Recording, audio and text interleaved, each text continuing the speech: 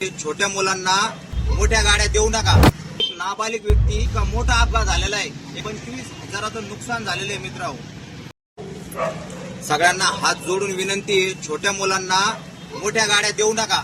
कारण काय हे छोट्या मुलांना मोठ्या गाड्या देऊन एवढे मोठे मोठे अपघात हो राहिले मित्रांनो।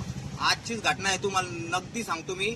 गारखेडा परिसर मधली एक नाबालिग व्यक्ती, कॉलेज स्टुडंट, तुम्हाला सांगतो त्याच्या छोट्याशा चुकीमुळे इतका मोठा अपघात झालेला आहे। एक 4 व्हीलर गाडीला त्यानं इतकं जोरात धडक दिलेली की त्या 4 व्हीलर गाडीचं अक्षरशः इतकं मोठं नुकसान झालेलं आहे। काय सांगू तुम्हाला, मिनिमम 25,000चं नुकसान झालेलं आहे मित्रांनो। आणि म्हणून मी हात जोडून विनंती करतो की तुम्ही छोट्या मुलांना मोठ्या गाड्या देऊ नका।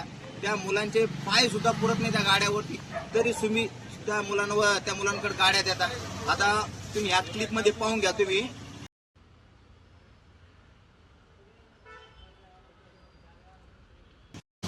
म्हणून म्हणणं आहे मित्र माझं तुम्हाला की लहान मुलांना गाड्या नका द्यायचा यार तुम्ही।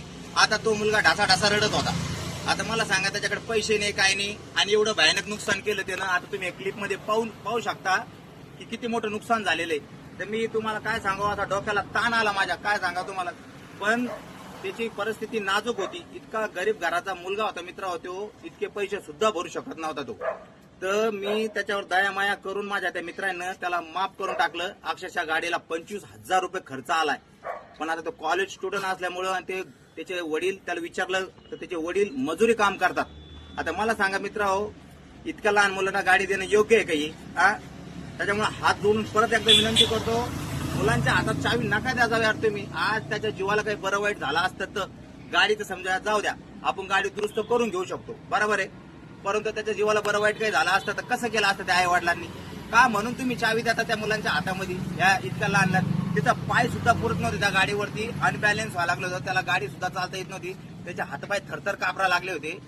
पण ते व्यक्ती इतके समजदार होते, जे मोठ्या गाडीवाले, जे 4 व्हीलरवाले, ते म्हणे तू घाबरू नको बेटा, काही टेन्शन घेऊ नको, आम्ही तुला काही करत नाही। ते समजदार व्यक्ती असल्यामुळे, दयावान व्यक्ती होते ते, म्हणून त्या व्यक्तीला माफ करून टाकलं त्या छोट्याशा मुलाला। त्याच्यामुळे मित्रांनो, छोट्या मुलांच्या हातात बिलकुल चावी नका देऊ, कारण खूप भयानक परिस्थिती झाली होती।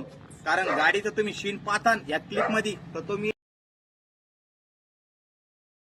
तुम्ही हक्के बक्के होऊन जातात की गाडीचं किती मोठं नुकसान झालेलं आहे। त्याच्यामुळं इथून पुढं कोणी लहान मुलगा किती हट्ट करत असला कधी तर त्याला गाडी देऊ नका, त्याच्या हातात चावी देऊ नका, जोपर्यंत तो प्रॉपर गाडी चालवत नाही आणि त्याचे पाय पुरत नाही गाडीवरती। आज त्याने एखाद्या वृद्ध व्यक्तीला किंवा एखाद्या कोणाला उडवलं असतं आणि त्यांना काही विजा झाल्या असती तर कसं केलं असतं आपण, सांगा तुम्ही। म्हणून मी तुम्हाला सांगतो, सतत सांगत राहतो की छोट्या मुलांच्या हातात मोठ्या गाडीची चावी द्या जाऊ नका। ओके, धन्यवाद। जय हिंद, जय महाराष्ट्र।